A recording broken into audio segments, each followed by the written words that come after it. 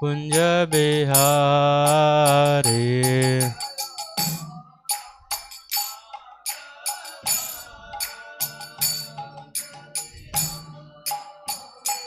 जय गोपी जन वल्लभा गिरिवरधारी।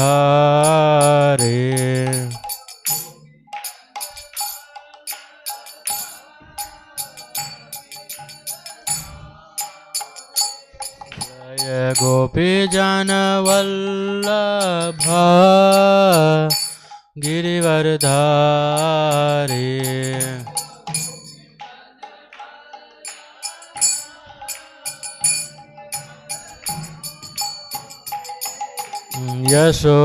यशोदनंदन व्रजजन रंजन।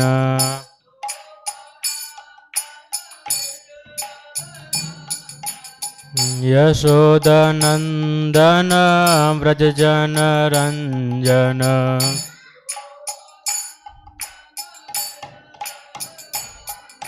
यमुना तीरावनचारी।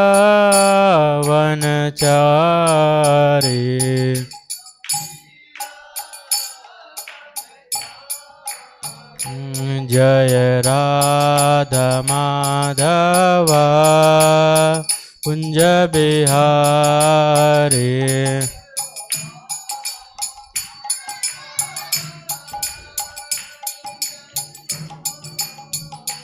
जय श्री कृष्ण चैतन्य प्रभु नित्यानंद।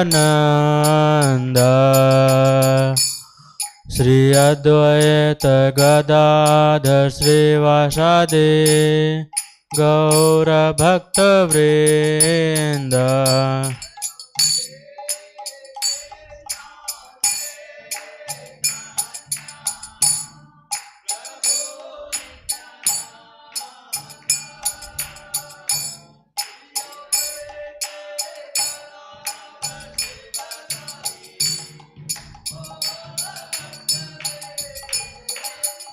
जय श्री कृष्ण चैतन्य प्रभु नित्यानंद। श्री अद्वैत गदाधर श्रीवासादि गौर भक्त वृंद।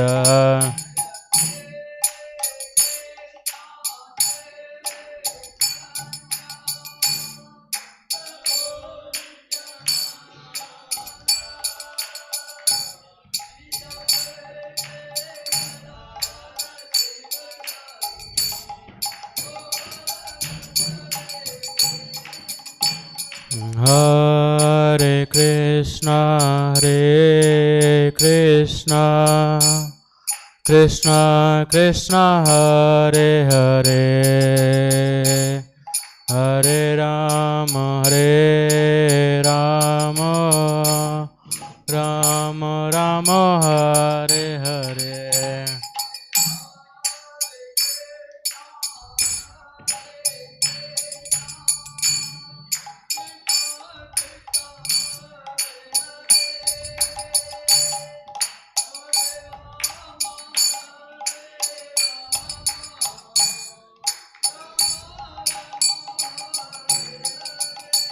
हरे कृष्णा कृष्णा कृष्णा हरे हरे, हरे राम राम राम हरे हरे।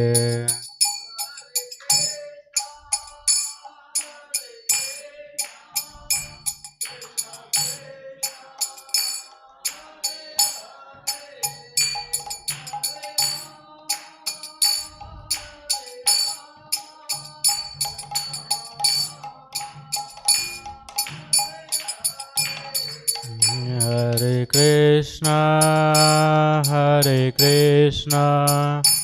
कृष्णा कृष्णा हरे हरे, हरे Ram Ram Ram Hare Hare.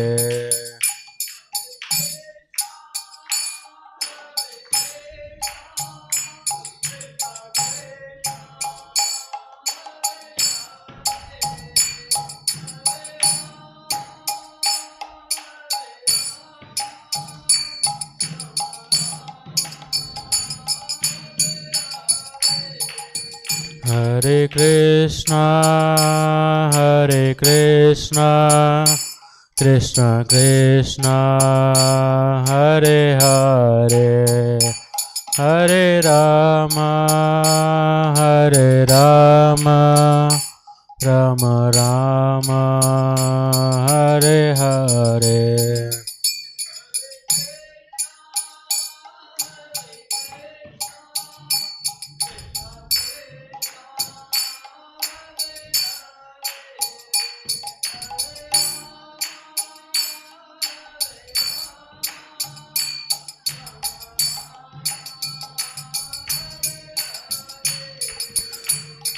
Hare Krishna, Krishna Krishna, Hare Hare, Hare Ram, Ram Ram, Hare Hare.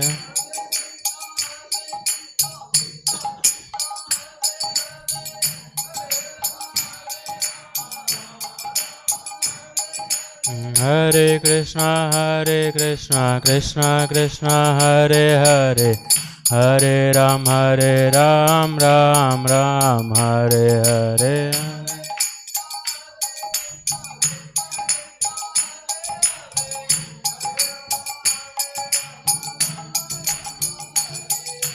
Hare Krishna, Krishna Krishna, Hare Hare, Hare Ram, Ram Ram, Hare Hare.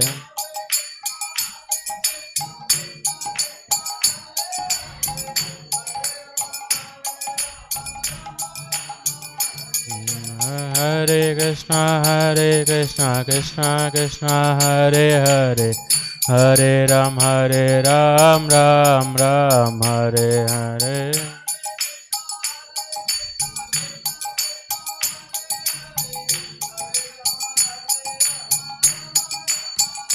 Hare Krishna, Krishna Krishna, Hare Hare, Hare Rama,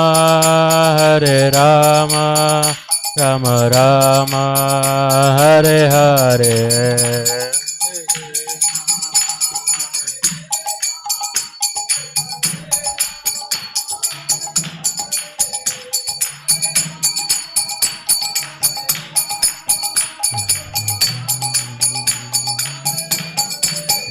Hare Krishna, Krishna Krishna, Hare Hare, Hare Rama,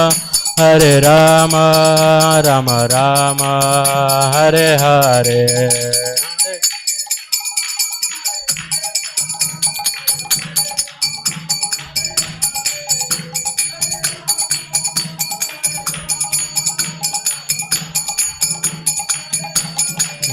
Jaya Radha Madan Mohan, Radha Madan Mohan, Radha Madan Mohan, Sri Radhe.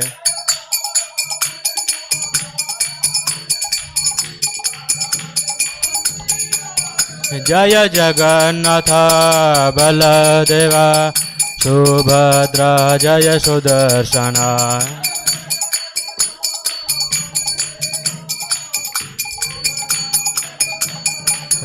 Jaya Gauranitai, Gauranitai, Gauranitai, Jaya Gauranitai.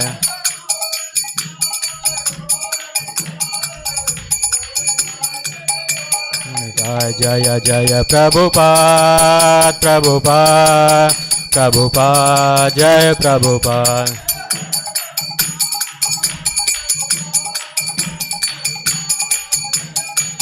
Nitai Gaura Hari Bol, Hari Bol, Hari Bol, Gaura Hari Bol.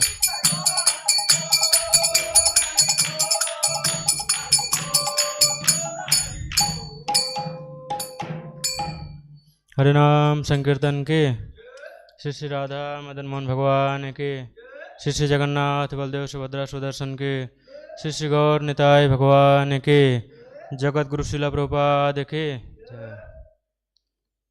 हरे कृष्णा। आप सभी लोग का स्वागत है आज की Bhagavad Gita class में।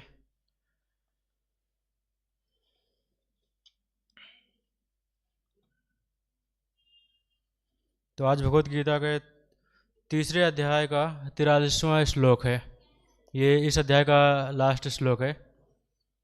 तो स्क्रीन पे आ रहा है, तो हम लोग इसको एक बार साथ में पढ़ेंगे। एवं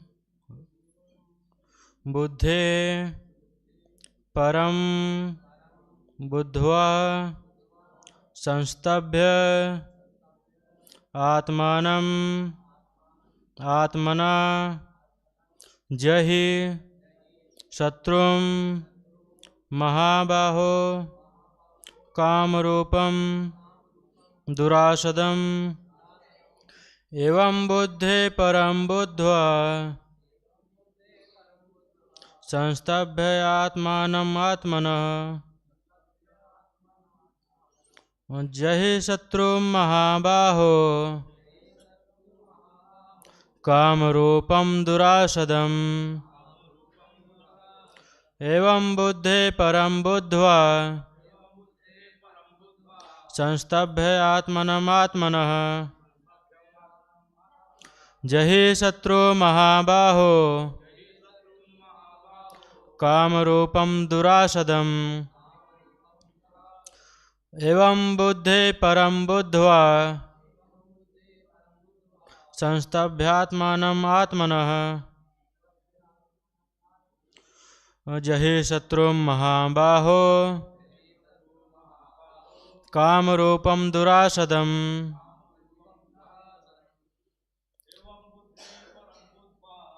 एवं बुद्धे परम बुद्ध्वा संस्तभ्य आत्मनं आत्मनः जहि शत्रु महाबाहो कामरूपं दुरासदम्। और प्रभु जी कोई पढ़ना चाहे?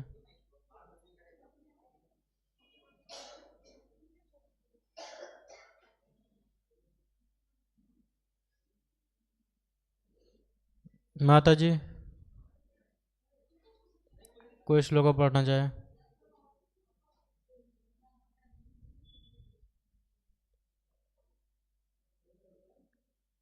शब्दार्थ अनुवाद तात्पर्य भाई हिस्टवान के सभा चलनारविंद भक्ति वेदांत स्वामी शिला प्रभुपाद जगत गुरु शिला प्रभुपाद के।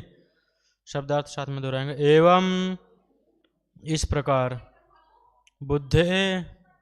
बुद्धि से परम श्रेष्ठ बुद्धवा जानकर संस्तभ्य स्थिर करके आत्मानं मन को आत्मना सुविचारित बुद्धि द्वारा जहि जीतो शत्रु को महाबाहो हे महाबाहो काम रूपम काम के रूप में दुरासदम दुर्जय। तो इसका अनुवाद इस प्रकार है। इस प्रकार हे महाबाहु अर्जुन अपने आप को भौतिक इंद्रियों मन तथा बुद्धि से परे जानकर और मन को सावधान आध्यात्मिक बुद्धि कृष्ण भावनामृत से स्थिर करके आध्यात्मिक शक्ति द्वारा इस काम रूपी दुर्जय शत्रु को जीतो। तो साथ में दोहराएंगे। इस प्रकार है महाबाहु अर्जुन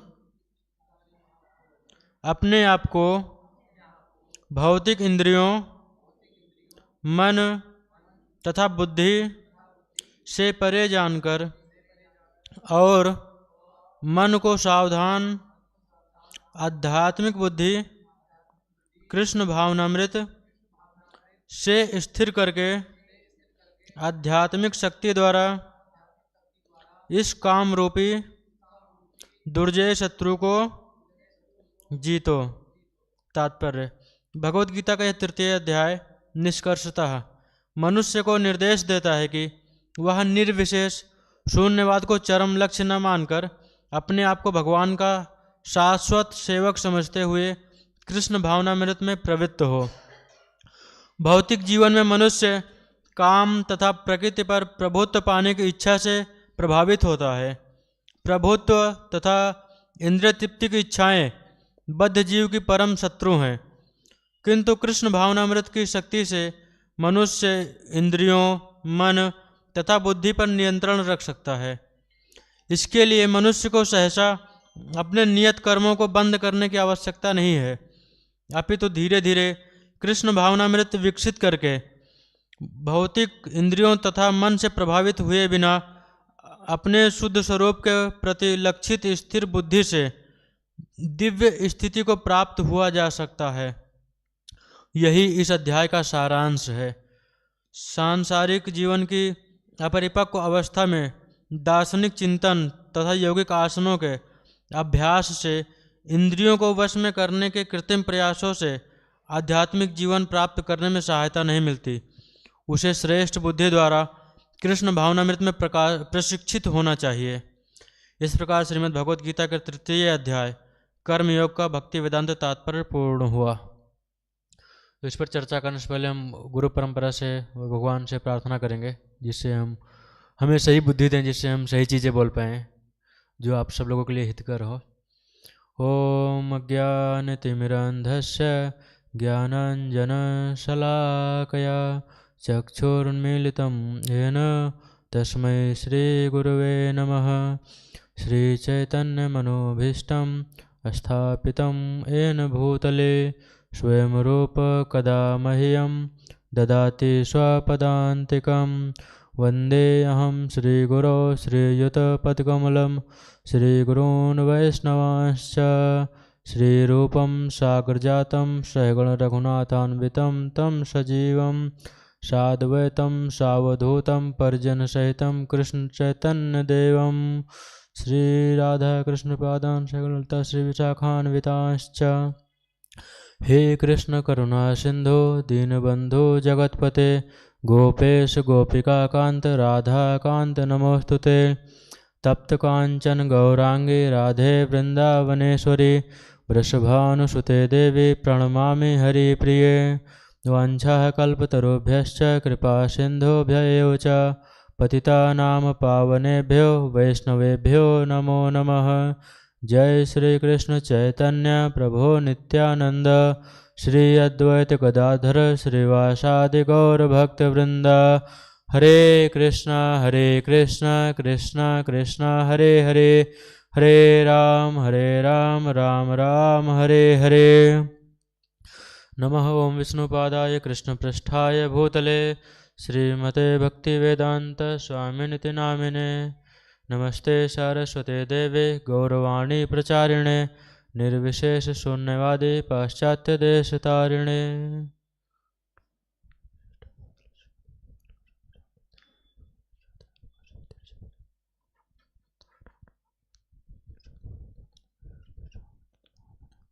हरे कृष्णा।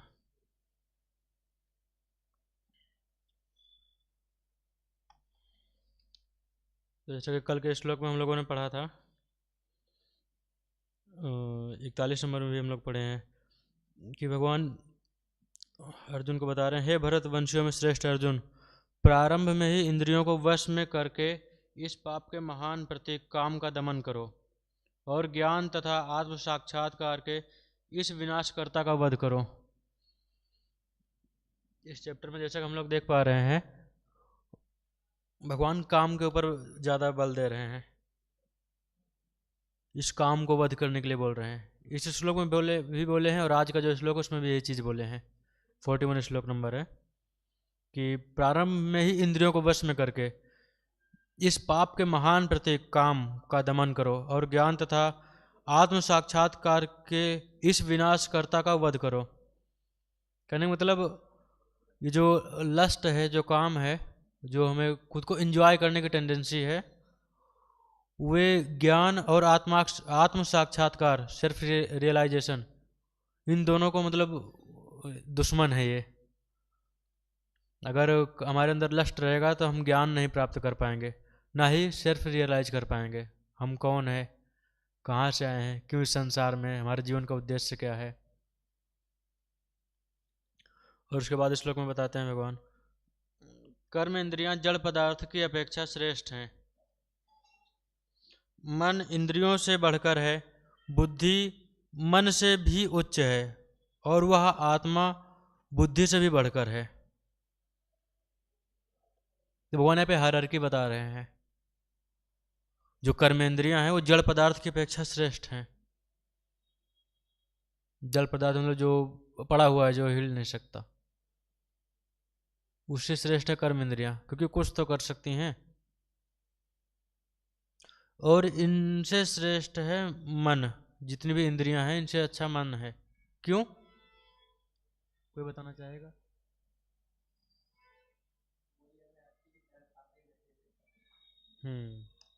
गलत काम के लिए भी और अच्छे काम के लिए भी ये निर्देशित कर सकता है हमको। और बुद्धि मन से भी उच्च है। मतलब बुद्धि के द्वारा हम मन को वश में कर सकते हैं। जैसे जो मन है ये एक छोटे बच्चे के जैसा है, इसका काम है जिद करना, ये जिद करेगा। लेकिन बुद्धि एक पेरेंट्स के जैसे, माता पिता के जैसे, ये संभाल लेती है सब चीज़ें। और उस बुद्धि से भी बढ़कर है आत्मा, क्योंकि आत्मा जो है भगवान का अंश है और सच्चित आनंद से भरी हुई आत्मा। इस तरह से फिर इस श्लोक में ये बता रहे हैं भगवान, हे महाबाहु अर्जुन, अपने आप को भौतिक इंद्रियों तथा मन तथा बुद्धि से परे जानकर और मन को सावधान आध्यात्मिक बुद्धि के द्वारा स्थिर करके आध्यात्मिक शक्ति द्वारा इस काम रूपी दुर्जय शत्रु को जीतना है।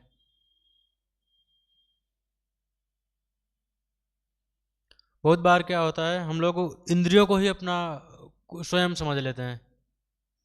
कैसे? जैसे कुछ खाने की इच्छा होती है तो बोलते हैं ना, मुझे ये खाने की इच्छा हो रही है। खाने की इच्छा जीव को हो रही है, उसको स्वाद चाहिए होता है।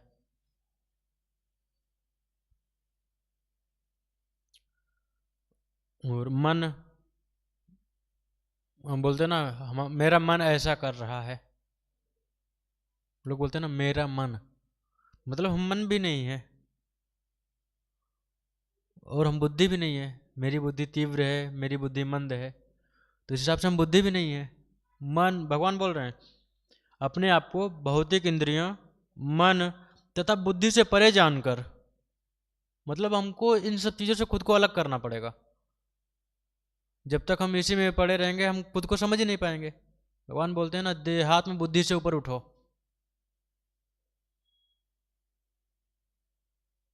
मतलब बॉडी के लेवल से ऊपर उठो, बुद्धि के लेवल से ऊपर उठो। क्यों? क्योंकि बहुत बार बुद्धि दूषित हो जाती है, मन के बहकावे में आ जाती है, तो सेम चीज रिपीट करती है। अभी जैसे आगे और इस क्लास में भी डिस्कस करेंगे इस चीज पे।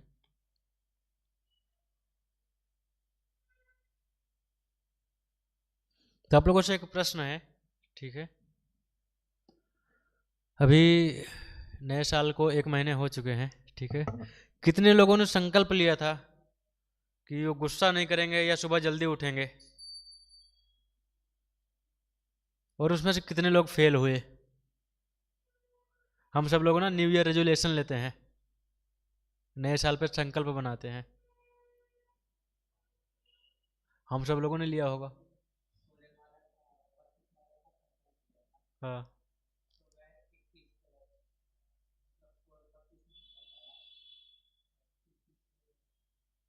बहुत अच्छा है। और कौन कौन, मतलब देखो, लोग संकल्प लेते हैं और बहुत सारे लोग फेल होंगे, 1 हफ्ते के अंदर ही फेल हो गए होंगे। जब नया साल आता है तो नए नए टाइम पे तुरंत सब लोग जो है संकल्प लेते हैं, आज से हम ये चीज़ छोड़ रहे हैं, नहीं हम जिम जाएंगे, बॉडी बनाएंगे। लोग संकल्प लेते हैं। कितने दिन तक? 1 हफ्ते तक चलता है। जैसे एक और एग्जांपल है, जैसे एक डायबिटीज का मरीज है, ठीक है? मिठाई की दुकान पे सामने खड़ा है,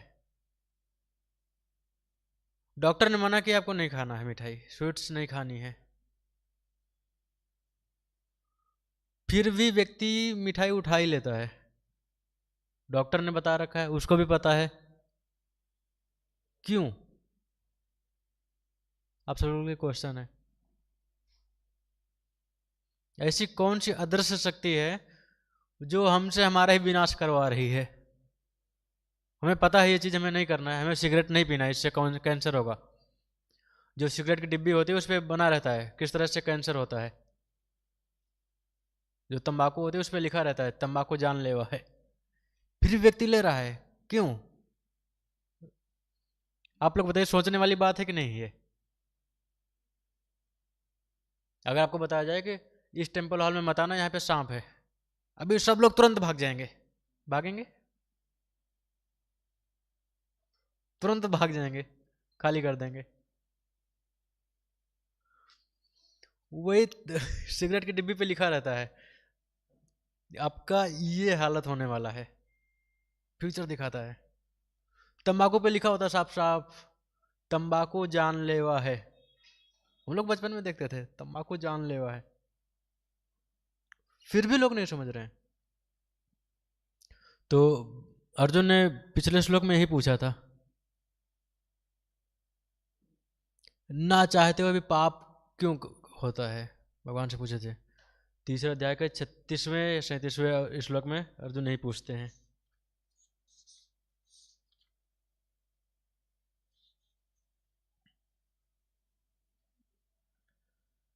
अनिच्छानपि वाष्णे बलादिव नियोजितः, मेरी इच्छा भी नहीं होती है फिर भी कोई बलपूर्वक मुझे लगा रहा है। कौन है वो? तब भगवान उदाहरण रिप्लाई करते हैं 37वें श्लोक में, कामेश क्रोधेश रजोगुण समुद्भव महासनो महापापमा विधेनिमिह वैरिणम। श्री भगवान ने कहा, हे अर्जुन, इसका कारण रजोगुण के संपर्क से उत्पन्न काम है, लस्ट, जो बाद में क्रोध का रूप धारण करता है और जो इस संसार का सर्वभक्षी पापी शत्रु है।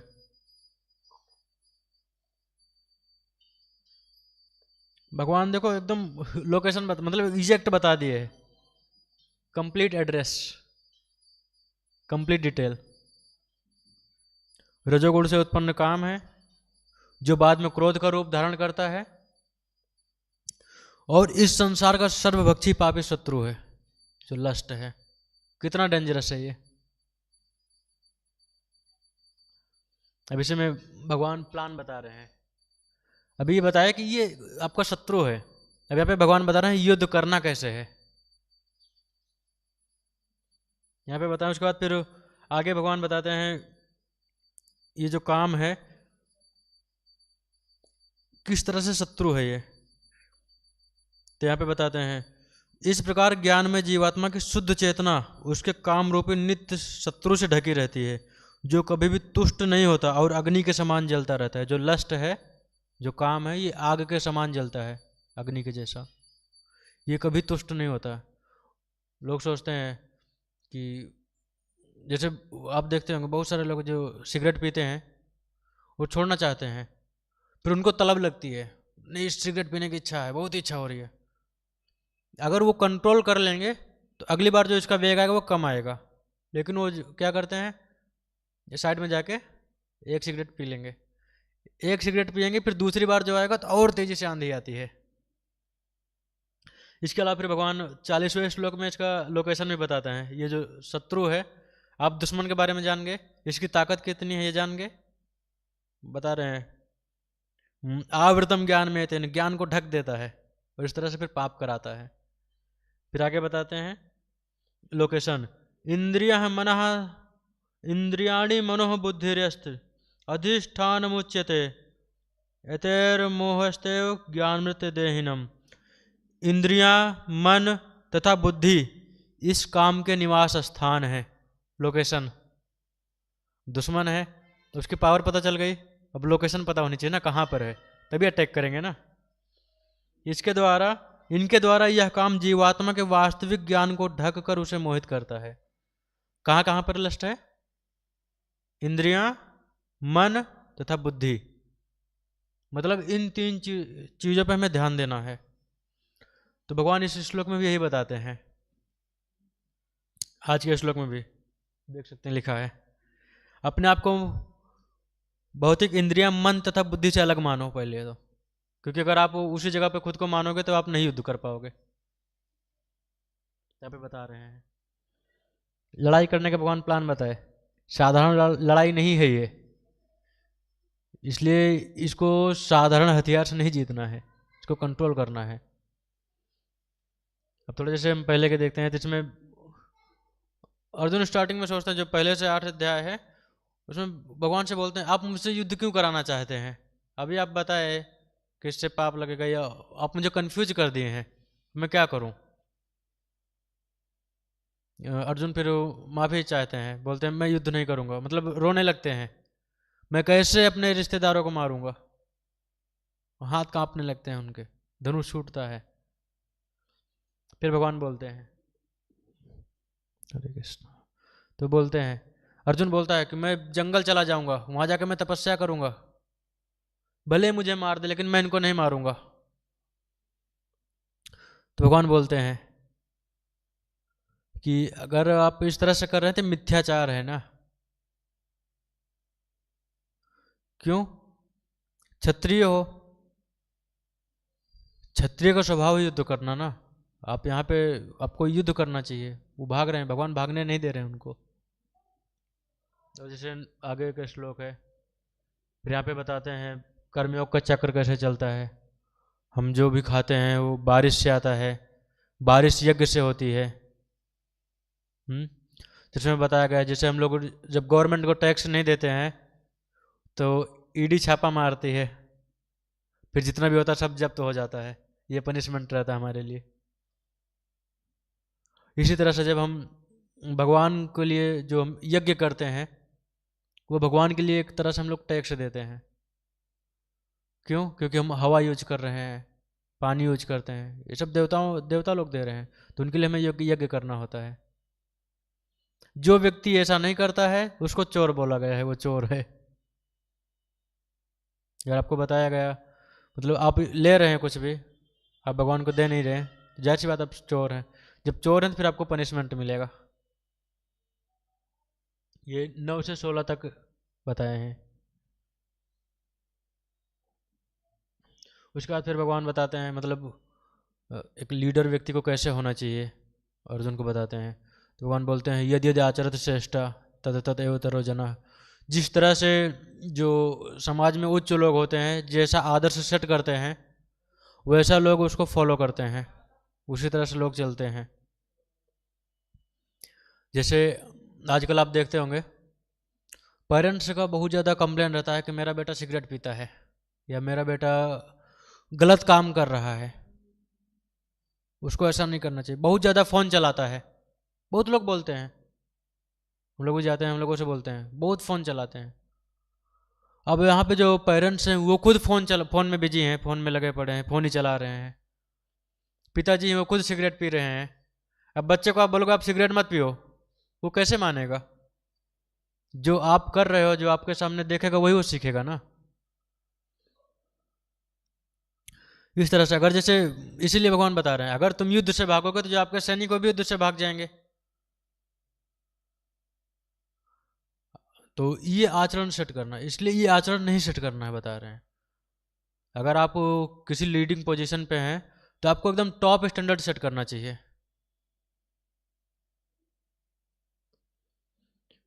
और इसके बाद जैसे इस श्लोक में बताया गया है जो हमारा शरीर है, जैसे इसके पहले श्लोक में बताया है इंद्रियाणि परण्यो, इसके पहले वाले श्लोक में 3.42 में, इसमें इसको अपने शरीर को हम लोग एक गाड़ी के जैसे समझ सकते हैं, कार के जैसे। जैसे हमारा जो शरीर है जड़ पदार्थ है, जड़ है, जैसे कार की बॉडी है जड़ है, वो खुद से नहीं हिल सकती, नहीं चल सकती है। 5 पहिए, आँख, हम जैसे आँख से देखते हैं, गाड़ी में हेडलाइट होती है, और हम लोग मुंह से बोलते हैं, उसमें हॉर्न होता है। हम लोग अपने पैरों से चलते हैं, उसमें पहिए लगे होते हैं, तो इस तरह से कर सकते हैं। जैसे स्टीयरिंग जो है वो मन के जैसा है, हमारे मन पहियों से जुड़ा है। अगर हम स्टीयरिंग छोड़ देंगे तो पहिए इधर उधर भागेंगे, अपने आप किधर किसी भी डायरेक्शन में चला जाएगा। इसी तरह से अगर हम एक बार मन को छोड़ दिए तो मन गया। और ड्राइवर सीट पे बुद्धि है, बुद्धि को ऐसा मान लो नशे में है, बुद्धि नशे में है, ऐसा मान लो वो सो गई नशे में। अब क्या होगा आप देख सकते हो। आप गाड़ी में बैठे हुए हैं, गाड़ी चल रही है, ठीक है, और जो ड्राइवर है वो नशे में सो रहा है, क्या होगा इमेजिन कर लीजिए। मालिक आत्मा है जो सीट पे बैठा हुआ है, आत्मा बैठा हुआ है, बुद्धि सो रही है, ड्राइवर सो गया।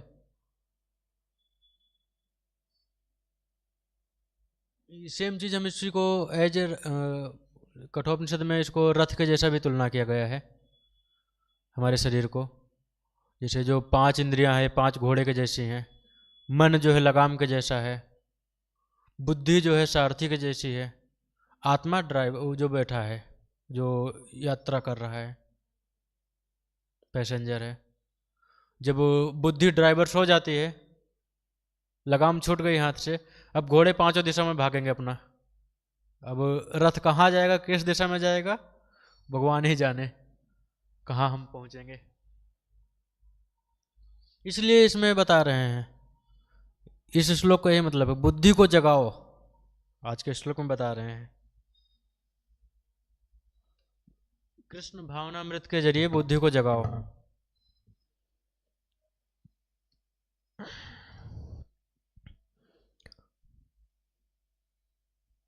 जैसे बताते हैं, प्रभुपाद जी बताते हैं, intelligence is the nearest neighbour of the soul. बुद्धि आत्मा के सबसे करीबी पड़ोसी है। अगर बुद्धि अच्छी है ना तो हम सुरक्षित हैं।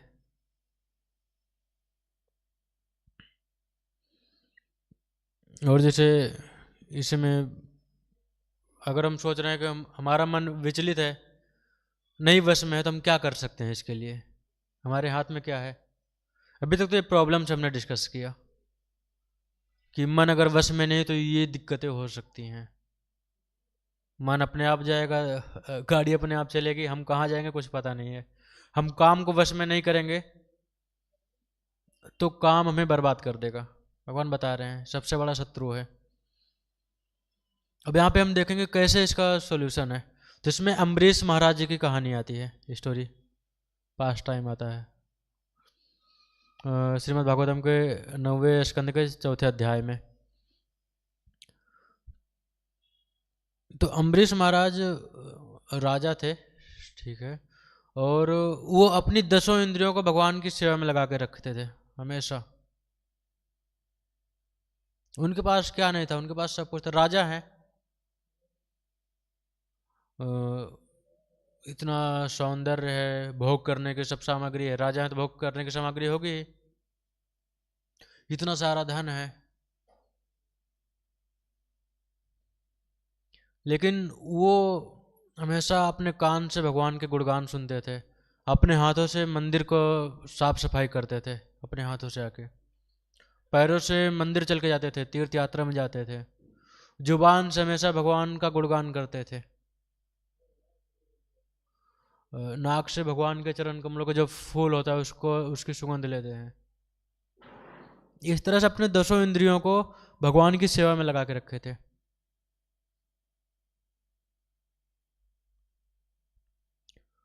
तो इस तरह से लगा के रखे थे। और एक बार निर्जला एकादशी थी, तो उसी समय दुर्वासा मुनि पहुंचते हैं। दुर्वासा मुनि को जानते हैं, वो किस लिए फेमस है, गुस्से के लिए। तो दुर्वासा मुनि बताते हैं कभी मैं थोड़ा स्नान करके आ रहे हैं हम, ठीक है, और स्नान करके आते हैं और आप जो है आपके यहाँ मैं प्रसाद पाऊंगा उसके बाद। बोले ठीक है। अब वो स्नान करने के लिए चले गए। अभी अब वो स्नान ही कर रहे हैं, इधर पारण का टाइम हो गया। अब अम्बरीश महाराज सोच रहे पारण का टाइम होगा, अब मैं क्या करें। तो सभी ब्राह्मणों से विचार विमर्श करके ये हुआ कि आप केवल थोड़ा सा जल लेके आप व्रत तोड़ लो। उन्होंने जल लिया, व्रत तोड़ ही रहे थे, उतने में दुर्वासा ऋषि आ गए। आते ही उनका गुस्सा तो पता ही है, एकदम क्रोधित हो गए। मूर्ख राजा, तुमने मेरा अपमान किया है, मुझे बुला के जो है तुम खुद जल पी रहे हो, मुझे खिलाने से पहले खुद खा रहे हो। इतने क्रोधित हो गए, इतने क्रोधित हो गए ना कि तुरंत अपने जटा से तुरंत कृत्या प्रकट कर दी राक्षसी, अम्बरीश महाराज को मारने के लिए। इतना क्रोधित हो गए। तो जब अम्बरीश महाराज अपनी 10 इंद्रियों को भगवान की सेवा में लगा के रखे थे ना, तो वो राजपाट ज़्यादा कर नहीं पाते थे। तो सब लोग बोलते थे आपके यहाँ पे ऐसा हो रहा है, आप सही से मैनेज नहीं कर रहे हैं अपने राज्य को। तो अम्बरीश महाराज बोले फिर किसी और को राजा बना दीजिए। तो सब लोग जब बोलने लगे तो अम्बरीश महाराज भगवान विष्णु के पास गए, बोलते हैं कि हम क्या करें बताइए, हम कुछ सेवा कर ही नहीं पा रहे हैं। तो उस समय भगवान ने उनको अपना सुदर्शन दिया था, ये राज्य संभालेंगे। जैसे कोई चोरी करने के लिए जाता था ना, चोरी करा था, पीछे से पहुंचते थे सुदर्शन जी, हरि बोल, क्या चल रहा है, कुछ नहीं इधर देख रहे थे, ठीक है निकल जाओ, तुरंत सुदर्शन घूम के आ जाते थे।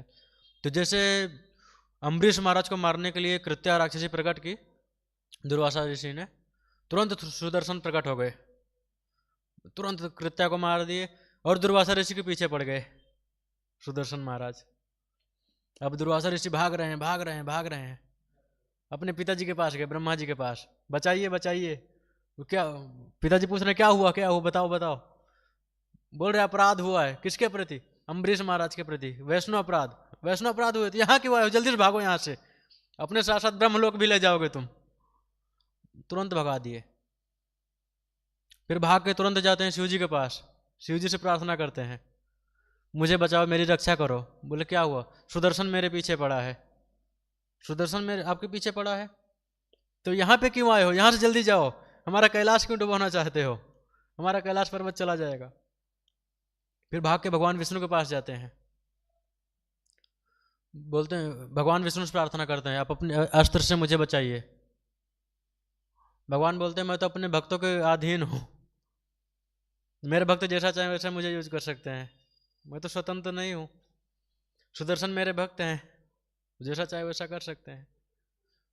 बोले आपको बचना है तो आपके पास एकमात्र एक ही उपाय है, आप अम्बरीश महाराज के पास जाओ। तुरंत भाग के जाते हैं अम्बरीश महाराज के पास, दुर्वासा ऋषि तुरंत दंडवत प्रणाम करते हैं, तुरंत अम्बरीश महाराज गले लगा लेते हैं। इस तरह से अगर हम भगवान को सेवा में हमेशा अपने मन बुद्धि इंद्रियां सबको लगा के रखेंगे तो हमें भगवान के भक्त लोग बचा के रखेंगे, भगवान हमारी रक्षा करेंगे। इसमें जैसे और आगे देखते हैं,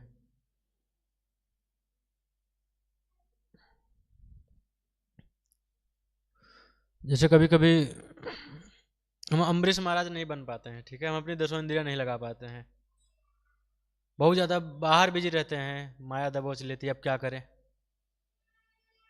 हमने प्रयास किया लेकिन हम नहीं कर पाए। तो एक और स्टोरी आती है इसी में, त्रिकूट पर्वत पे एक बहुत सुंदर बगीचा था, वहाँ गजेंद्र हाथियों का राजा जो कि है अपनी पत्नी और बच्चों के साथ स्नान करने के लिए गए थे। जैसे लोग बोलते हैं ना गृहस्थ जीवन है, हम एंजॉय कर रहे हैं, वैसे एंजॉय करने के लिए गए थे पिकनिक मनाने त्रिकूट पर्वत पे। वहाँ पे सरोवर था, सरोवर में स्नान कर रहे थे, जल क्रीड़ा कर रहे थे हाथियों के साथ। उधर मगरमच्छ तुरंत आते हैं, एक पैर पकड़ लेते हैं उनका, अब वो बहुत प्रयास करते हैं छुड़ाने का, नहीं छूट पाते हैं। अपने जो उनके पत्नियां होती हैं, जो बच्चे होते हैं, उनसे सहायता मांगते हैं, सब हाथी लोगों से सहायता मांगते हैं, नहीं छुड़ा पाते हैं। 1000 साल तक की लड़ाई चलती है हाथी को और मगरमच्छ की। मगरमच्छ तो अंदर पानी में था, उसको तो प्रसाद मिल ही रहा था, वो खून तो पी ही रहा था हाथी का। इस तरह से गजेंद्र कमजोर होते गए और मगरमच्छ जो है वो ताकतवर हो गया। अब जब गजेंद्र को लगा अब मरने वाला हूँ, अब असहाय हो चुका है, अब क्या कर सकता हूँ, तो पहले वो इंद्रदम्न राजा के रूप में बहुत भगवान की तपस्या किए थे, तो वो चीज़ याद आई और फिर तुरंत एक कमल का फूल लेके भगवान को याद करते हैं, भगवान को ऑफर करते हैं। बताते हैं जो गरुड़ है, जो भगवान का वाहन है, वो मन की गति से चलता है। मन की गति क्या? जैसे भी आप इमेजिन करो अमेरिका, मन आपका अमेरिका पहुंच जाएगा तुरंत। इस स्पीड से गरुड़ महाराज चलते हैं। जैसे याद किया गजेंद्र ने भगवान को, भगवान गरुड़ से बैठ के आते हैं, लेकिन फिर सोचते हैं अभी देर हो गया, अब देर हो जाएगा, देर हो जाएगा, गरुड़ से कूद पड़ते हैं तुरंत उसे बचाने के लिए। तो हमें भगवान से प्रार्थना करना पड़ेगा। अगर हमें माया खींच रही है, जैसे यहाँ पे हम इसको, जैसे पानी जो है, हम यहाँ पे जो सरोवर की बात कर रहे थे, वो भौतिक संसार है, मगरमच्छ माया है, लस्ट। गजेंद्र हम सब जीव लोग हैं, हम लोग फंसे हुए हैं, माया दिन रात हमें चूस रही है, हमें पीट रही है अच्छे से, हमें अच्छे से थप्पड़ बजा रही है। हम कहीं अपने मित्रों से सहायता मांगने जाते हैं, कभी किसी और से, हम कभी भगवान को याद भी नहीं करते हैं, भगवान से सहायता मांगते ही नहीं है। भगवान हमेशा तैयार रहते हैं। आप अभी जब 8 बजे पर्दा खुलेगा, आप देखना भगवान चप्पल उतार के खड़े हुए हैं, कोई भक्त बुलाए तुरंत दौड़ते हुए भागूंगा। भगवान तो चप्पल भी नहीं पहने हुए हैं, देख लीजिएगा अभी जब दर्शन खुलेगा। भगवान हमेशा रेडी हैं कि मैं कब इसको बचाऊं, लेकिन हम लोग भूले पड़े हैं, हमें मतलब ही नहीं है। तो हम जैसे भगवान को बुलाएंगे, भगवान हमेशा हमारे साथ में, हमारी सहायता करने के लिए हैं।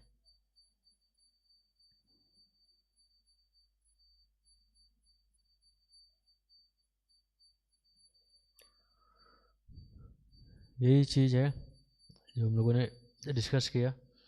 तो मेन चीज़ यही है, हमें अपनी ज़्यादा बुद्धि नहीं चलानी है कि अपनी बुद्धि चलाएं, हमें जस्ट कृष्ण के ऊपर डिपेंड होना है। हम भगवान के ऊपर डिपेंड हो जाएंगे, भगवान ही वो सब चीज़ संभाल लेंगे।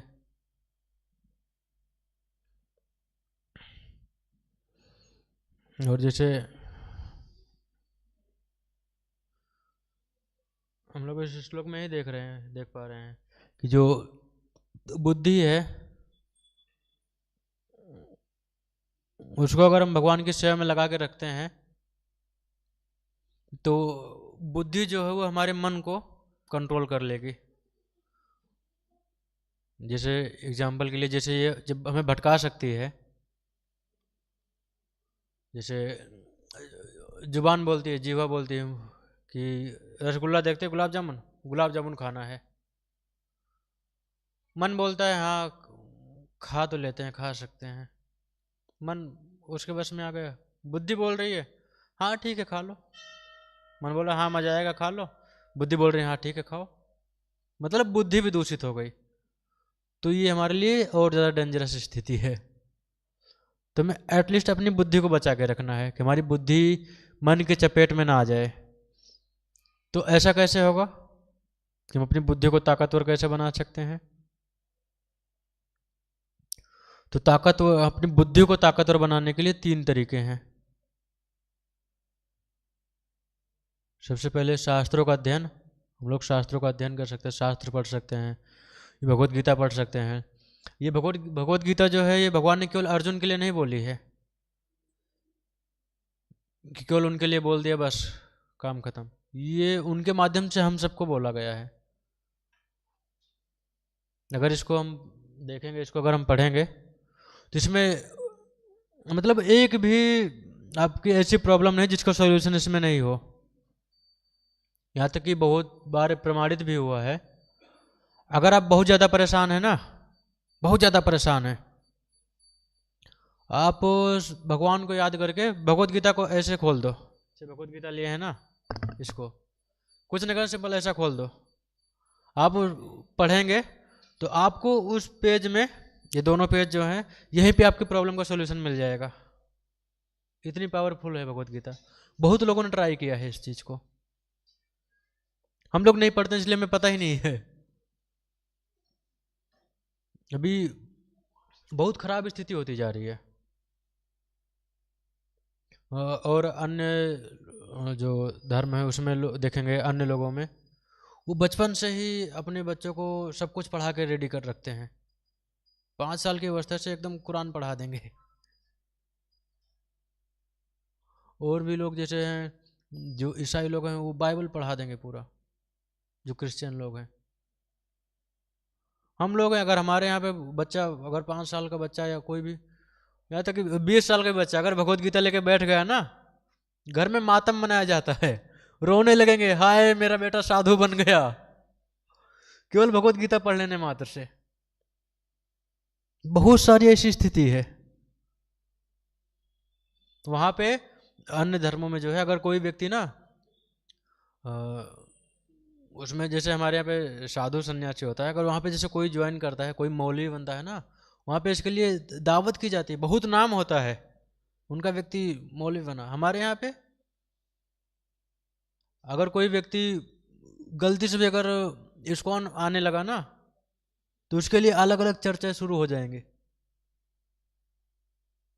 हैं, तुमने हेड शेव करा लिया, लहसुन प्याज नहीं खाते हो, तुम पागल हो क्या, सिगरेट पीनी छोड़ दी तुमने, दारू नहीं पीते, आजकल के समय में दारू नहीं पीते, अरे आप तो दूसरे प्लेनेट से आ गए, आपको ऐसे देखेंगे लोग। यहाँ पे अगर आप जो है बाहर जाओ, ठीक है, आप बाहर निकल जाओ, सिगरेट पीते हुए जाओ, कोई कुछ नहीं बोलेगा आपको। आप बाइक पे लड़की बिठा के घुमाओ, कोई कुछ नहीं बोलेगा। बस एक बार आप हेडसेप कर लो ना, माला करते हुए निकल जाओ ना, देखो सब लोग टोंट मारेंगे, पंडित जी बन गए क्या, पंडित जी बन गए। इस तरह का हमारा समाज होता जा रहा है। क्यों? क्योंकि हम लोग पढ़ते हैं नहीं कुछ। हम लोग कहाँ से पढ़ते हैं, कहाँ से सीखते हैं पता है? व्हाट्सएप यूनिवर्सिटी से, रील यूनिवर्सिटी से हम लोग यहाँ से ज्ञान ले रहे हैं, यहाँ से सीख रहे हैं। यहाँ पे जो बताया जा रहा है वहाँ पे सीख रहे हैं। शास्त्र भाई, हमारे लिए शास्त्र लिखे गए हैं, वेद व्यास जी ने इतने सारे शास्त्र लिख के दिए हैं पढ़ने के लिए। हम लोग पढ़ेंगे तो हमें समझ में आएगा, हम पढ़ते ही नहीं है।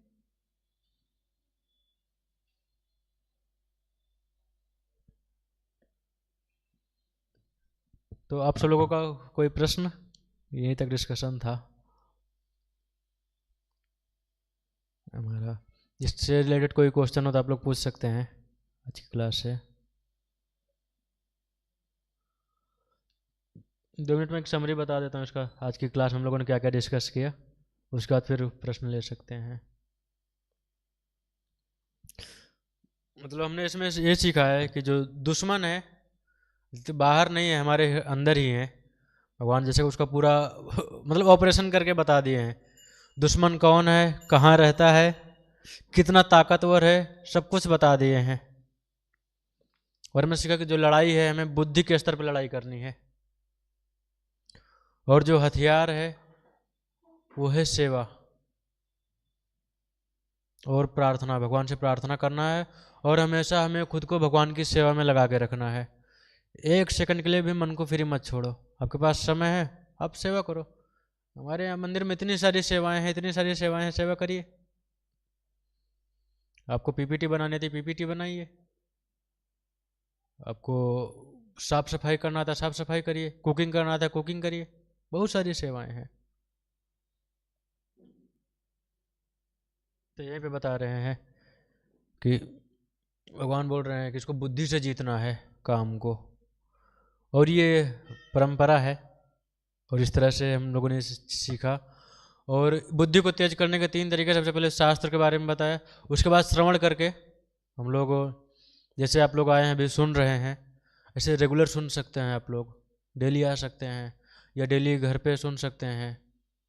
लोग सुनिए, साधु संग करिए, अच्छे लोगों के साथ में रहिए। अच्छे लोगों के साथ में रहेंगे तो अच्छा सीखेंगे, बुरे लोगों के साथ में रहेंगे तो बुरा सीखेंगे।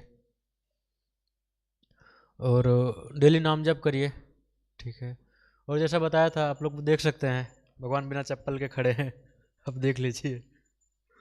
भगवान हमेशा हेल्प करने के लिए रेडी है। आप लोगों को कोई प्रश्न है, कोई कुछ पूछना चाहता है?